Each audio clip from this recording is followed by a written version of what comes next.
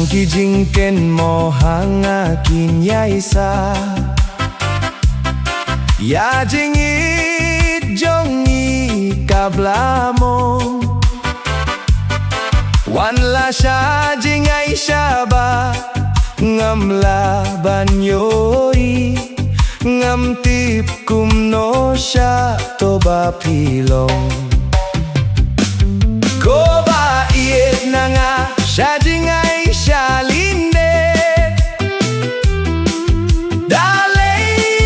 leya hingan nom klet Ko ba iit na nga siya jingay siya lindet Dalay leya hingan nom klet Men hakito kipor batiang Banga batit niya don lang Kat nomin siem jong ada Tangka jingkemen Haperte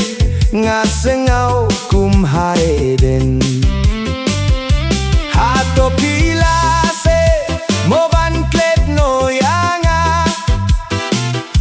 Pihuntang siteng porban set kila Tang hajing pos niu hanga piwan pau Ondang akin git marwe ngas ngau blau Klem kidaw sisa ngadas ngau lingo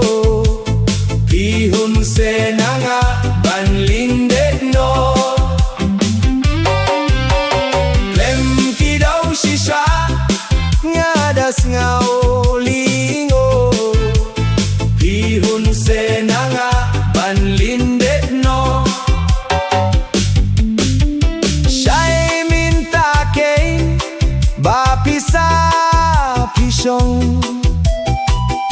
Ngakwa bantip siya no pidon Naduk kito kipor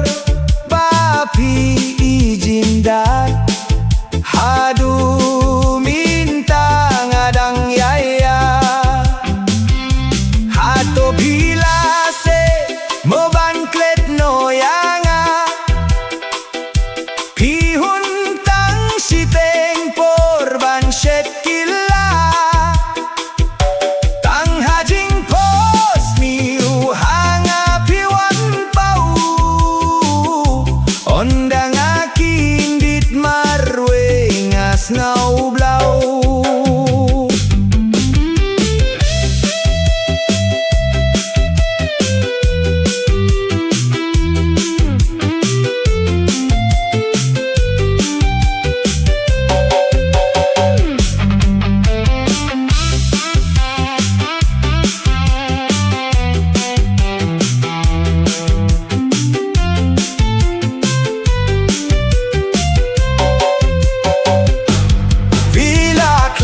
Se moya jingit batiang